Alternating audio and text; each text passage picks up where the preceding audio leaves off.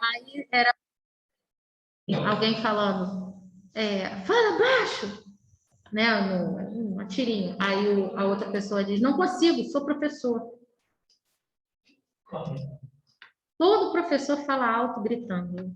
E todo professor tem mania de falar alguma coisa explicando, mesmo que não esteja dando aula. É um fato. Vamos lá, minha gente. Os 5...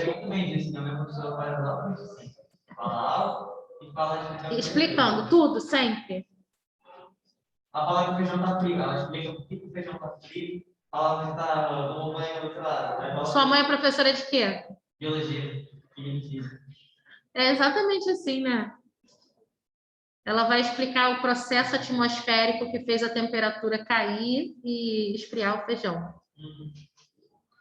Lá em casa, quando me perguntam alguma coisa que é mais denso, se você quer uma explicação rápida ou você quer o processo de como a coisa começou. Não, mãe, rápido? Tá. Não consigo. Como diz o Mário, eu sou prolixo. A Selma disse que ela é uma hipérbole. Hipérbole. Hipérbole é...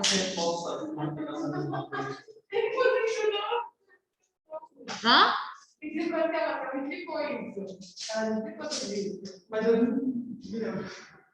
A hipérbole é quando você diz assim, estou morrendo de sono. Ninguém morre de sono. Estou morrendo de fome. Ninguém morre de fome. Quer dizer, de fome até morre, né? Mas não assim, de uma hora para outra.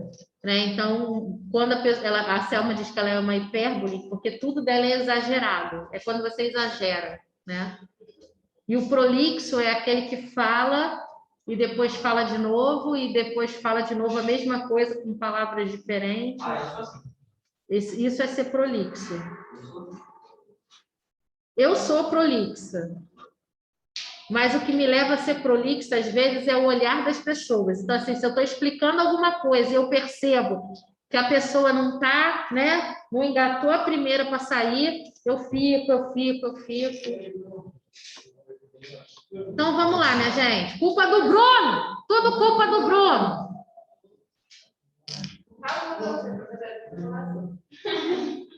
Vou ter que gritar. Bom dia! Bom dia! Tudo culpa tua. Tudo Botafogo. Os 5 pilares do islamismo. Aliás, o Fluminense também está lá pertinho da zona do rebaixamento agora, né? Vai pro... Olha que delícia. Vasco, Botafogo e Fluminense na Série B. Que delícia. Vamos lá. Os 5... Vasco da Gama. Hã? Série B. Total. Cara, ninguém precisa falar mal do Vasco. Eu falo mal do Vasco. Eu falo mal do Vasco por todo mundo. Né, Cauã?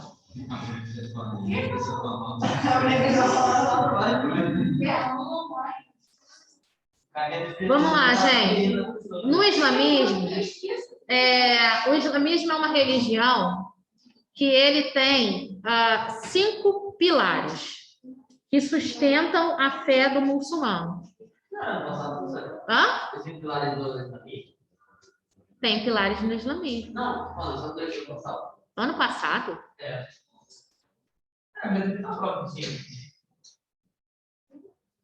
Ano passado? Não.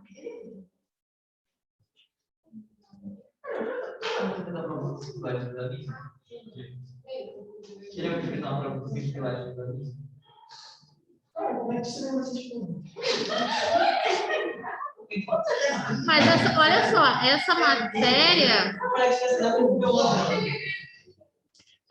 eu não dei para o 9º ano. Não é matéria do 9º ano. Eu acho que foi um déjà vu. Acho que você está tendo um déjà vu com a próxima prova. Porque esta é a matéria da próxima prova. Então, gente, já que no mês de setembro vocês estão praticamente todos no presencial, eu vou pedir para imprimir a folhinha, para vocês terem as folhinhas impressas, tá? Eu já fiz isso na segunda série do ensino médio, aí semana que vem, quarta-feira já passou o feriado é terça. Então, de repente, na semana que vem, eu já dou esse material impresso para vocês, tá? Tá na plataforma, por enquanto eu vou lendo, e aí semana que vem eu trago impresso. Porque vocês até me pediram para copiar no quadro. Mas, assim, é muita coisa para botar no quadro, e até vocês copiarem, até eu dar a explicação, então eu prefiro dar a folha impressa de uma vez e colocar no quadro só aquilo que for necessário fazer alguma nota, tá bom? Então, como é que funciona a gincana bíblica? Eu quero perguntar e Hã? como é que vai funcionar a gincana bíblica? A gincana bíblica de vocês vai ser no dia 13 de setembro. Excelente, legal. Daqui a 2 semanas, né? Isso. Aí, no dia 13, eu vou, no caso assim, vocês, tem mais gente no presencial, tem 2 no remoto. No remoto, eu vou fazer um formulário e eles vão responder durante a aula. Eu vou pegar... Pergunta de religião, né? Porque eu sei que é pergunta boa, mas é porque eu não vou participar de uma gincana bíblica. É uma pessoa de religião? Então, normalmente são considerações ligadas à Bíblia. Mas, por exemplo, pode ser que eu traga... Não, mas olha só, normalmente... É dentro da turma. Aí o roxo vai... só que a gente ainda não pode aglomerar, né? Então, o roxo vai competir com o amarelo, cada um dentro da sua turma. Vai ter líder? Essas coisas também? Não vai ter líder, não. Líder? O que a gente vai fazer é a questão, tem até que falar com a Denise sobre isso hoje, é a questão da doação, e aí os líderes podem ir aparecendo para motivar as suas equipes a fazer a doação para poder ganhar ponto, né? Para ir somando os pontos. E aí vocês vão jogar...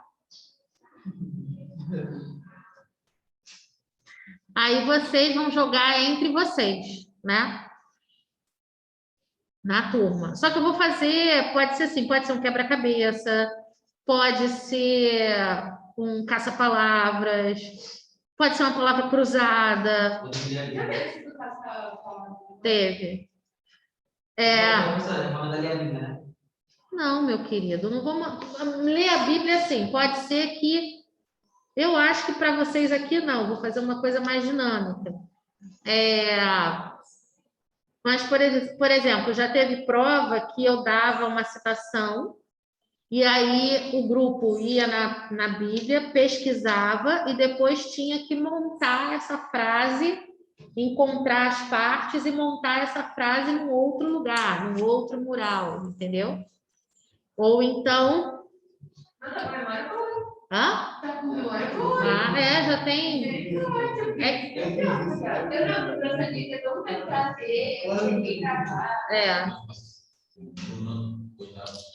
Ano passado a gente só fez uma brincadeira, eu fiz um PowerPoint e tal, a gente brincou online, né? Mas 2019 pegou fogo a escola. A correria pelo pátio. A irmã Sucena colocou uma imagem de São José lá, a irmã Sucena, você não conheceu ela, não. Ela colocou uma imagem, ela é colombiana, e ela falava bem enrolado, né? E aí fala ainda, ela está morando em Três Rios.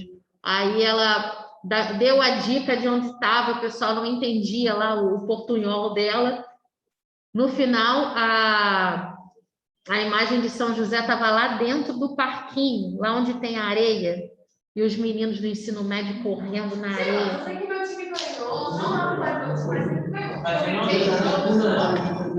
Vai ser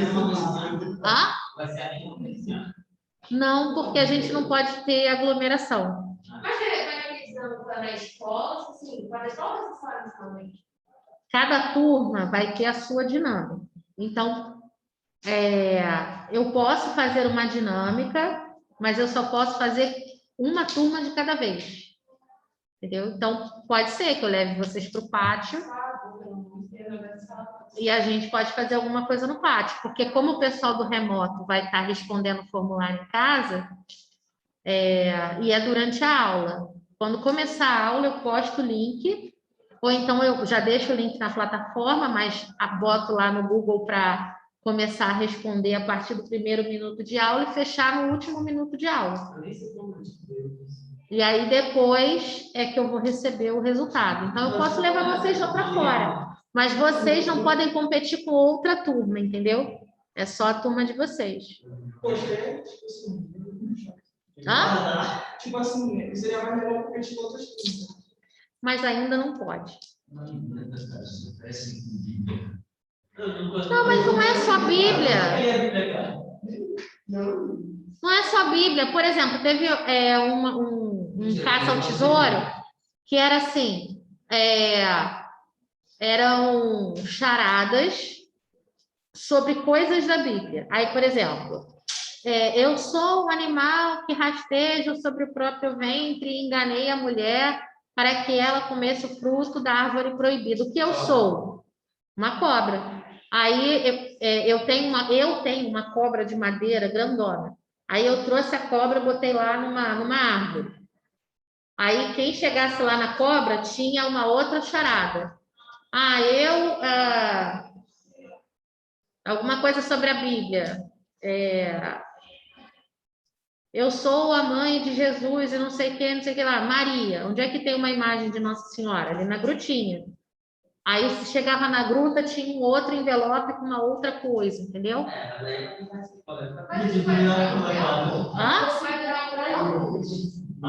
Só que eu não vou fazer desse jeito. Não, eu tenho que marcar a versão dela. Um tempo. Um tempo para cada turma.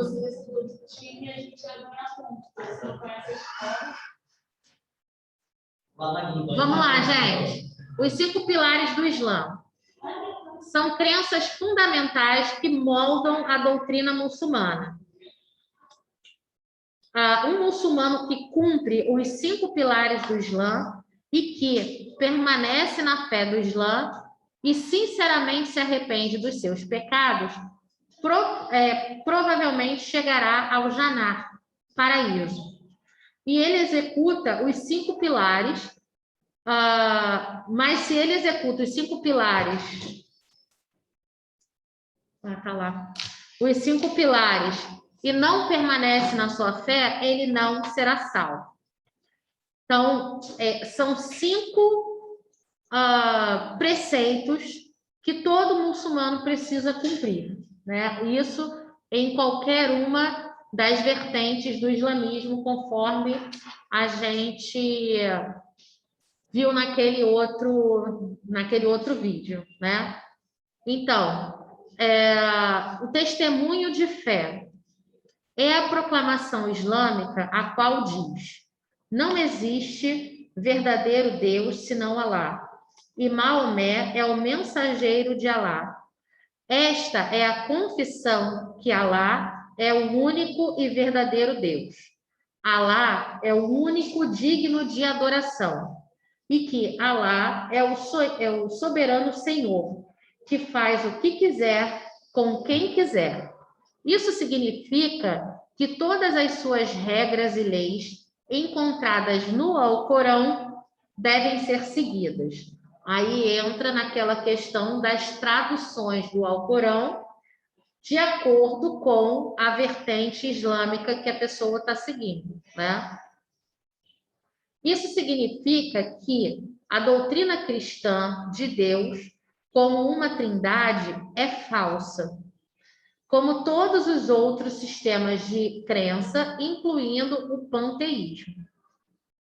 Maomé, o panteísmo é a vertente religiosa, a concepção religiosa, melhor dizendo, que diz que os deuses estão associados diretamente às forças da natureza, como, por exemplo, a mitologia nórdica, como, por exemplo, a mitologia africana, né?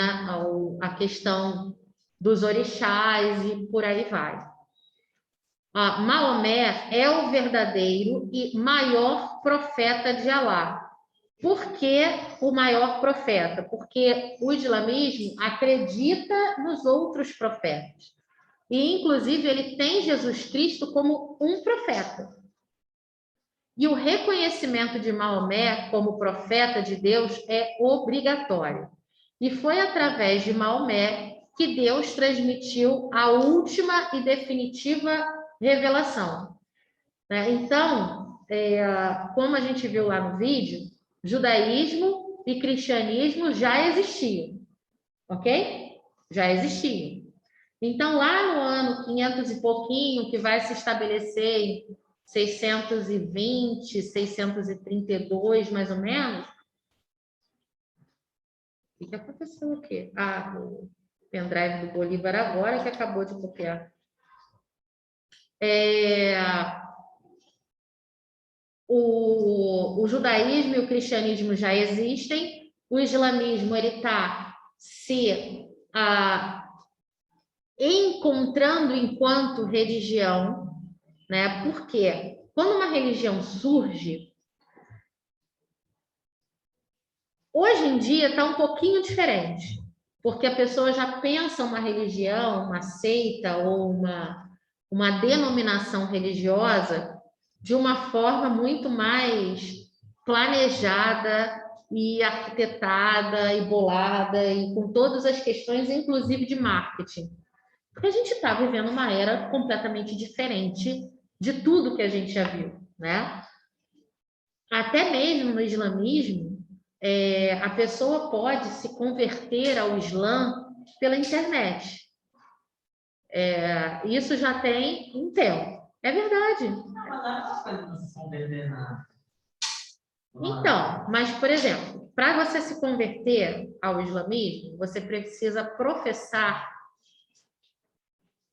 a sua fé para alguém da religião que te reconheça, né, como um novo fiel e que ele possa divulgar na comunidade islâmica que você agora é um muçulmano.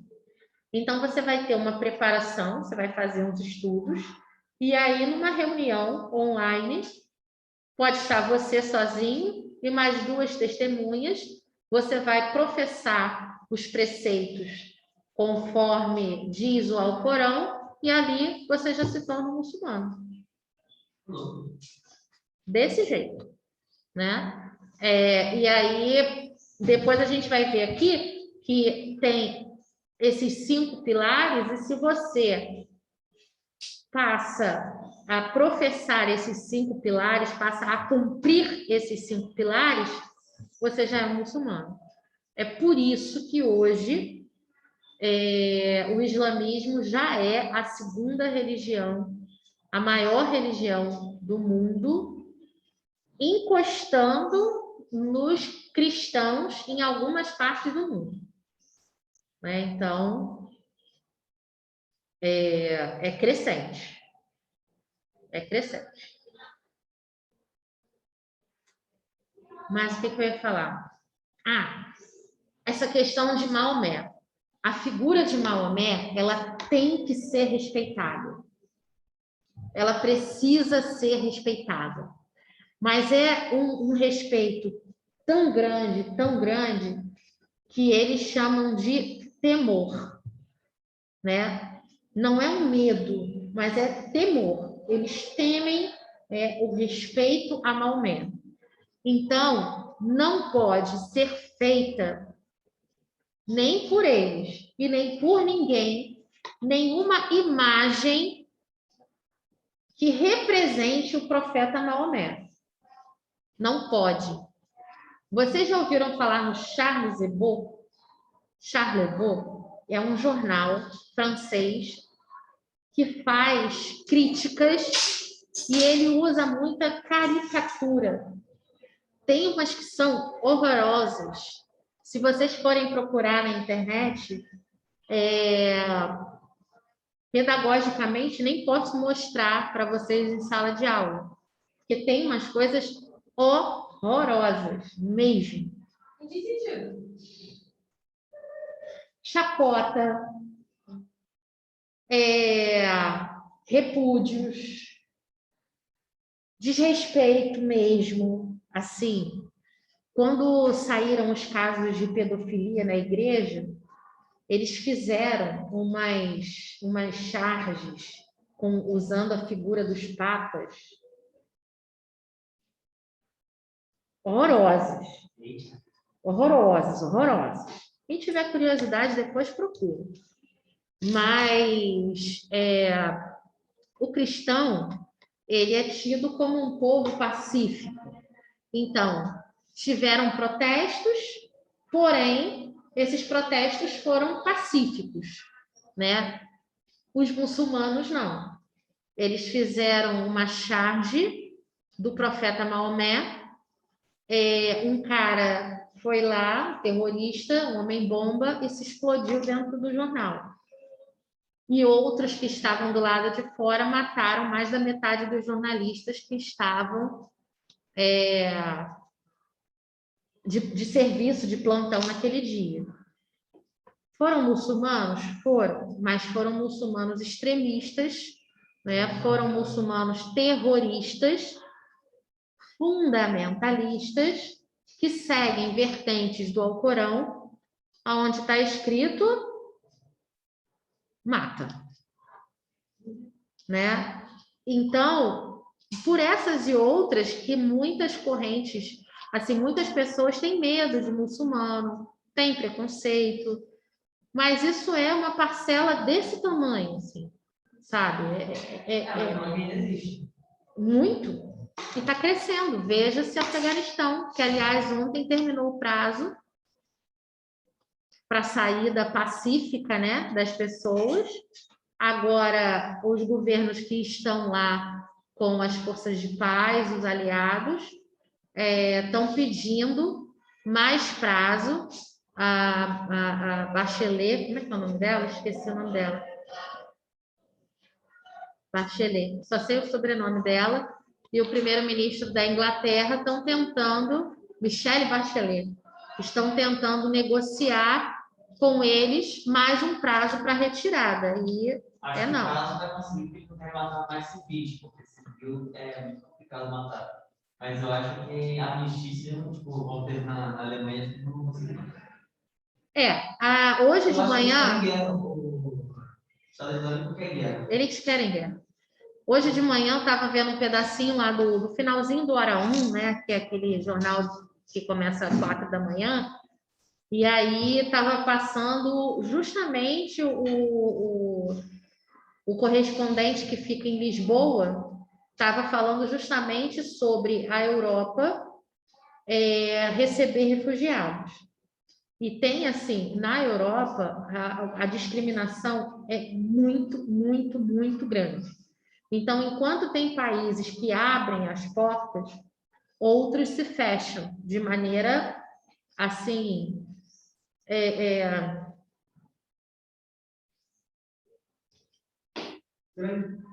não, é para não usar uma palavra... Eles se fecham de maneira extraordinária, sabe? Por uma questão de preconceito mesmo. Esse povo não se mistura com a gente, nesse nível. Em compensação, tem outros que abrem as fronteiras. Tem situações em que, por exemplo, uma parte da Itália recebe. Uma outra parte da Itália não aceita receber. Então, qual é o movimento que está sendo feito? Que quem não aceita receber, pelo menos mande ajuda humanitária. Quem não pode receber, porque tem lugares que já estão cheios demais, lugares aonde daqui a pouco vai começar o inverno, né? Que em alguns lugares da Europa tem um inverno muito extremo, que comece a mandar ajuda humanitária para que essas pessoas tenham algum tipo de proteção. O Airbnb, conhecem esse site de hospedagem, né? Ele está fazendo uma negociação com alguns donos de hospedagens para um aluguel mínimo por temporada para ajudar pessoas, principalmente famílias que tenham crianças e idosos. para poder abrigar essas pessoas em moradias dignas, né? Então, assim, a situação é muito grave. Com relação ao Brasil, algumas colônias de muçulmanos estão arrecadando, por exemplo, ontem mesmo eu vi uma colônia de libaneses em São Paulo, que eles estão recebendo remédios e doação em dinheiro para poder mandar para o Líbano. Porque o Líbano tem aquela situação que eu já conversei com vocês, né, da questão da inflação, e eles também estão recebendo refugiados. Então, assim, já estão num problema seríssimo lá, que é a questão da recessão. E ainda recebendo refugiados, vai entrar em colapso, né? Então, eles já estão... Foi. Na verdade, não foi uma bomba, foi o porto, né? Não era bem uma bomba. Não. Até hoje não se chegou a essa conclusão. Eles acham que foi realmente uma falha humana, porque tinha um navio que estava ancorado não sei quanto tempo com um produto químico altamente inflamável, que não deveria estar lá, e o governo não sabia o que fazer com aquele navio, com aquela carga. Hã? Não, estou falando do porto no Líbano. O homem-bomba foi em Cabul, no Afeganistão.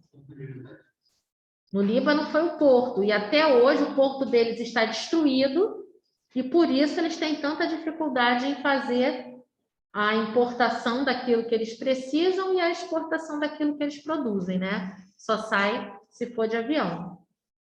E aí, com a crise que eles estão lá, o preço do combustível que eles estão lá, não conseguem nem levantar voo com os aviões e nem mandar buscar. É uma crise bastante complicada, né? E aí, nesse crescimento, né, do islamismo pelo mundo, o que a gente tem visto, infelizmente, não é um crescimento de uma corrente ortodoxa do islamismo, uma corrente tradicional, uma corrente raiz, digamos assim, né? Mas de um crescimento de uma vertente que é extremista. E isso é muito complicado. E a gente vê cada vez mais gente que, mesmo não se convertendo, bate palma para o Islã. Melhor, voltando com a minha fala, bate palma para essas correntes dissidentes do Islã que acreditam nessa questão de combater o imperialismo. Já falaram sobre isso em sociologia? A questão do imperialismo? Acredito que Elisângela vai entrar nisso com vocês, né? A hegemonia dos Estados Unidos, o porquê. Quer ver? É simples. Se eu disser assim, me falem 3 principais países do mundo, quem vocês falam? Estados Unidos, Inglaterra e França. Alguém fala diferente? China, Inglaterra e Estados Unidos. Argentina. Mais alguém? Pensa alguma coisa diferente? E aí a gente tem um topo, né? Que a gente poderia colocar Estados Unidos e China, que estão ali brigando, pau a pau, né? China, Estados Unidos, França, Inglaterra. Então, Alemanha, tá? Alemanha. Não, com esse bloco aqui, a Alemanha. A Rússia, ela tá, quando é interesse dela, ela conversa com esse pessoal aqui, né? Mas ela tem toda a estrutura política, econômica, de gestão política também, para ser uma outra, né? como vocês aí desse time que eu não falo o nome, gostam de falar, ser um outro patamar, né? Não, eu tô falando, mas em que sentido você diz que ela não tem encaixa? Porque a Rússia, ela tem questões até bastante tradicionalistas de pensar diferente. E, apesar de ter um pensamento ainda europeu, eles têm muitas peculiaridades do jeito deles de falar, de agir. Falar, que eu digo, é se posicionar, né? Por exemplo, vamos lá. O Vladimir Putin, parece uma besteira, mas os espumantes, vocês sabem que champanhe é uma marca. É uma marca francesa. E tudo que parece com champanhe é espumante. O Vladimir Putin está brigando para que todo espumante produzido na Rússia, que é um dos melhores do mundo, também possa se chamar champanhe. Só que champanhe é uma marca de uma bebida francesa. Aí, para você ter ideia, ele está brigando, presidente, junto com a nação dele lá. Por quê? Porque economicamente é muito importante para o país. Porque talvez seja um mérito, né? Porque você fez a melhor medida do mundo, fez a melhor do mundo, e você tem o mérito de colocar como marca. Viu? Mas não é origem. Champanhe não é origem. Mas o cara está na Rússia. Eu sei. Ele que cria exatamente uma bebida lá com outro nome. Entendeu? A vacina lá, a Sputnik. Ninguém aceita o raio da vacina. Mas o cara pegou o filho dele e botou falar o primeiro. Aí, gente, eu não posso falar essas coisas em sala de aula. Mas a gente vê a diferença dos extremos que a gente tem Brasil e Rússia, entendeu? Os extremos de diferença. E é contra isso, essa questão